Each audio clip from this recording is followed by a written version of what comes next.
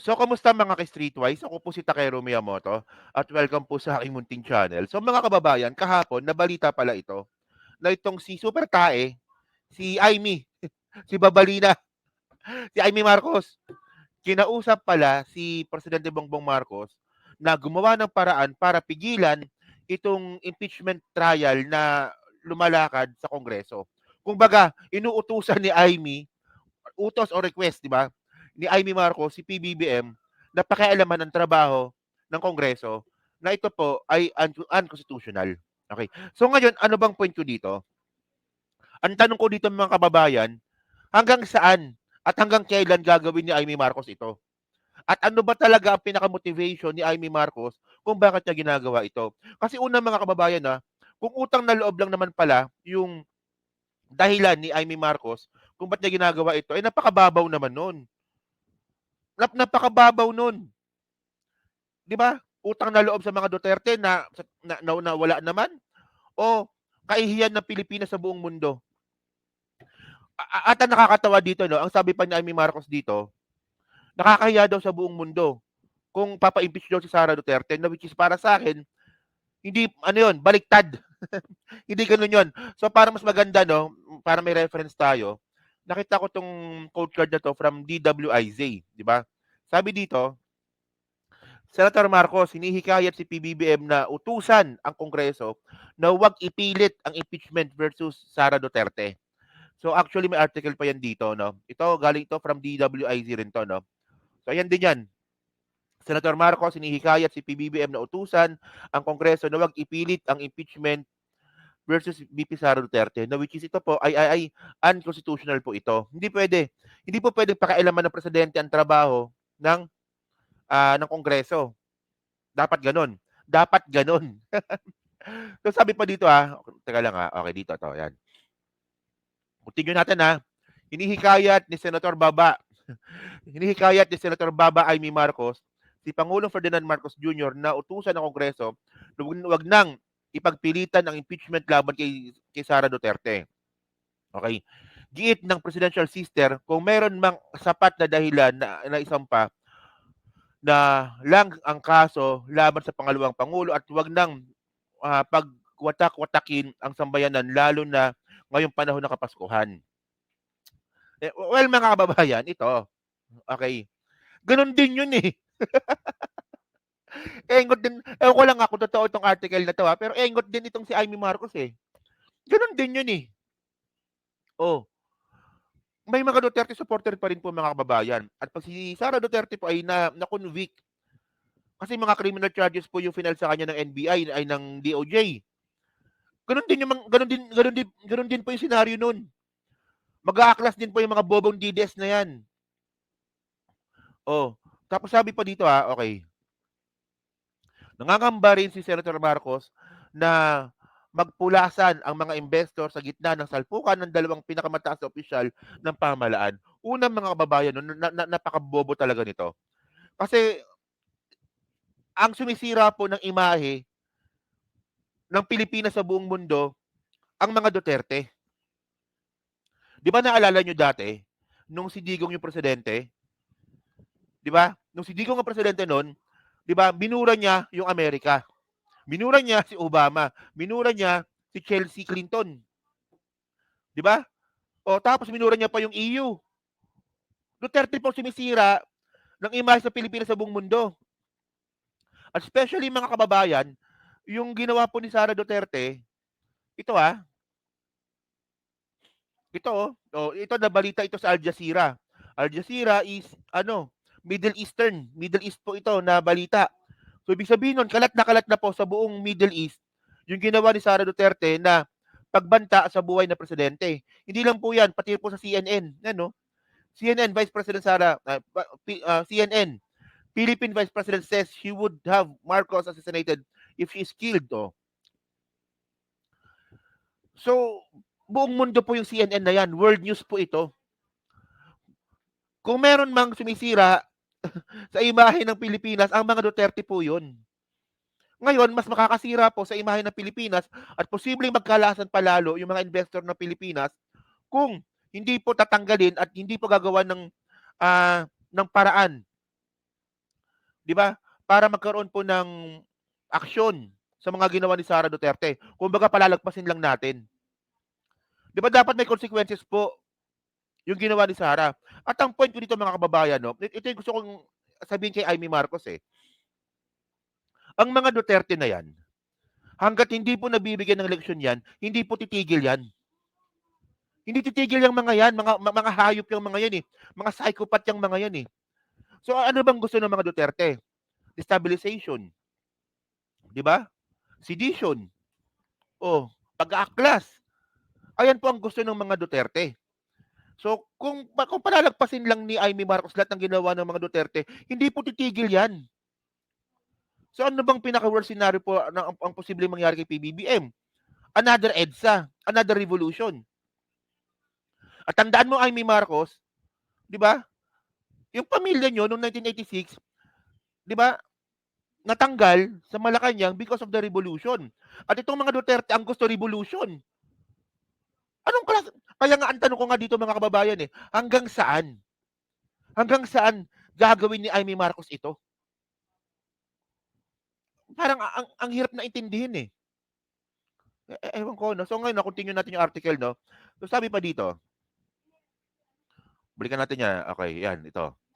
Aniya, pinakaayaw ng mga mamumuhunan ang unpredictability at political anxiety dahil hindi alam ng mga ito kung saan direksyon patungo ng bansa, partikular ang umiiral na patakaran at regulasyon. Bobo ka talaga, Amy.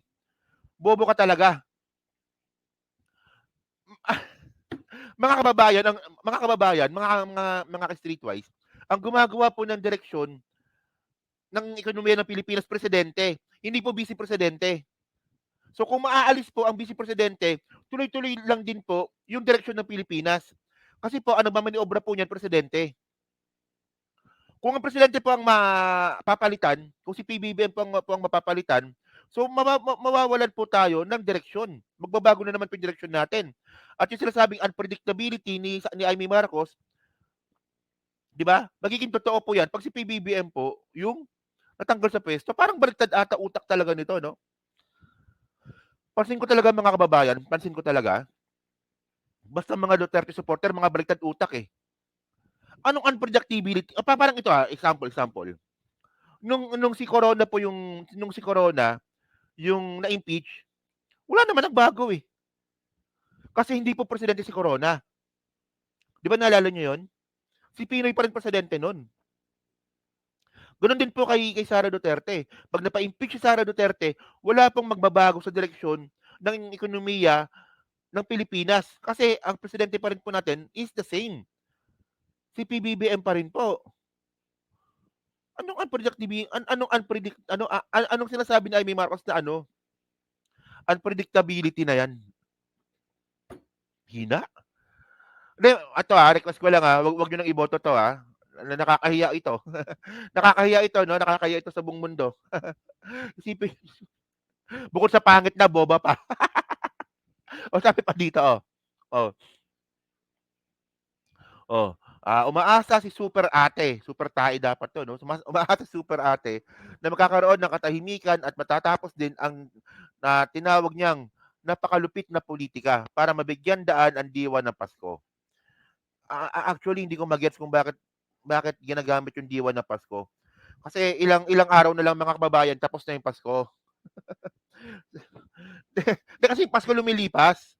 Yung politika sa Pilipinas tuloy-tuloy. Ewan ko lang. Excuse me. Okay, continue natin, di ba? Ang hina ng utak no? Okay. Matatandaan, una na ring umapila ang senador sa pinsang si House Speaker Martin Romualdez na isang tabi muna ang ambisyon sa 2028 election at makinig sa presidenteng tutol sa pagpapa-impeach kay BP Sara. Actually, mga kababayan, no? Ito, no? Martin Romualdez for president, medyo matagal pa yan, no? Pero, ewan ko lang, pero mahirap pang magsalita kung ako ba ay susuporta kay Martin.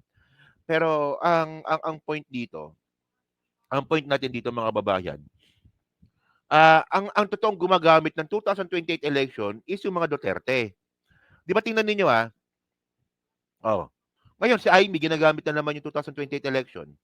Kapag si Bato in-interview, 2028 election din po ang binabanggit. Kasi daw si Sara daw po is number 1 sa mga survey. Tapos si Panelo, ganun din. 2028 din daw po yung dahilan.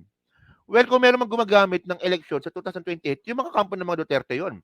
Pero para sa akin, napaka-importante po na malaman natin kung paano ginastos si Sara Duterte itong confidential fund. Ang tandaan natin mga kababayan, naglabas na po no, ng dalawang house resolution or house bill ang mga congressman natin para i-revise kung paano po gagastusin at kung paano po nililiquidate ang confidential fund because of the anomality na ginawa nga po ni Sara.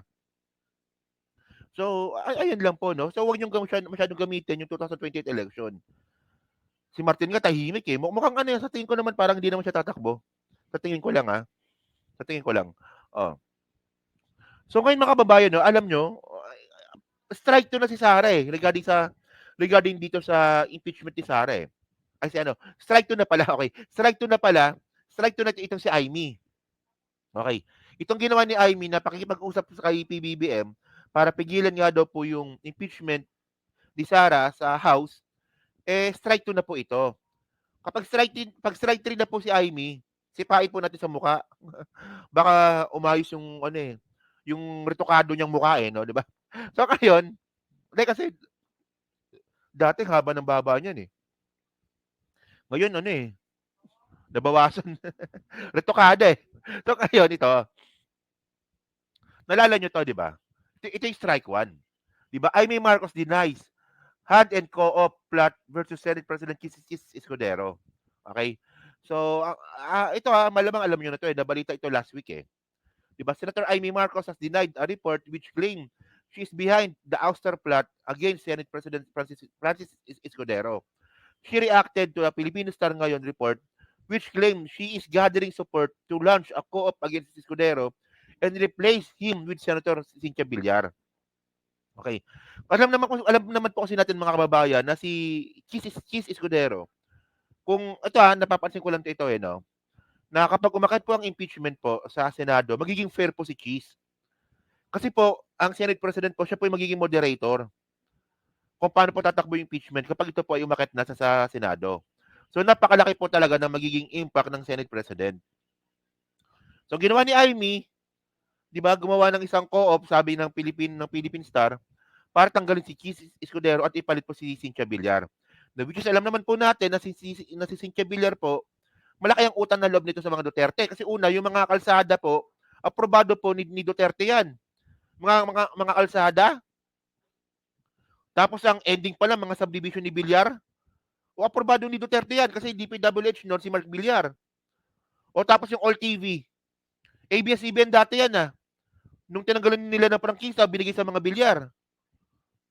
So malaki utang na loob ng mga Villar sa mga Duterte. So ayun ang point natin dito. Gumawa ng paraan si Amy para, 'di ba, para maniobrahin yung Senado, buti na nga lang hindi natuloy. O tapos ngayon naman kinakausap naman ni Amy si PBBM para pigilan yung impeachment process diyan po sa House. So anong klaseng utak to si Amy? Ayun ang point ko eh. Hindi titigil ang mga Duterte, 'di ba, para lang mapabagsak ang kapatid mo. Tapos ikaw, kumakampi ka at sumisimpatya ka sa mga Duterte. Alam nyo, magiging katawa-tawa ang pamilya Marcos pag kayo ay natanggal sa pangalawang pagkakataon sa pamamagitan ng isang revolusyon. Yung tatay mo natanggal ng revolusyon, tapos ang kapatid mo matatanggal dahil sa revolusyon ng mga Duterte. Katawa-tawa kayo dito, Amy, hindi mo ba naisip yun? Ay, bunak. So yun mga ka-streetwise, no? So diyan po sa team replay, no, ano nga po masabi nyo nga po dito sa ginagawa na naman ni Amy Marcos. Actually, matagal ko na siyang hindi naiintindihan eh. At ngayon, ang tanong ko na lang, hanggang kailan mo gagawin ito? Hindi ka ba titigil? Di ba? Pangalan ng pamilya Marcos ang nakasalalay dito sa ginagawa mo. Bonak! So yun mga ka-streetwise, so yan po sa team replay, pa-like, pa-subscribe, at kung di naman kalibisan, pa-share na rin po ng video po na to. Okay. Na-stress ako, no? So, dyan po. So, syempre, okay, ano bang kasunod? So, yun. Kita na lang ulit tayo sa susunod nating content. So, thank you, salamat, and bye-bye.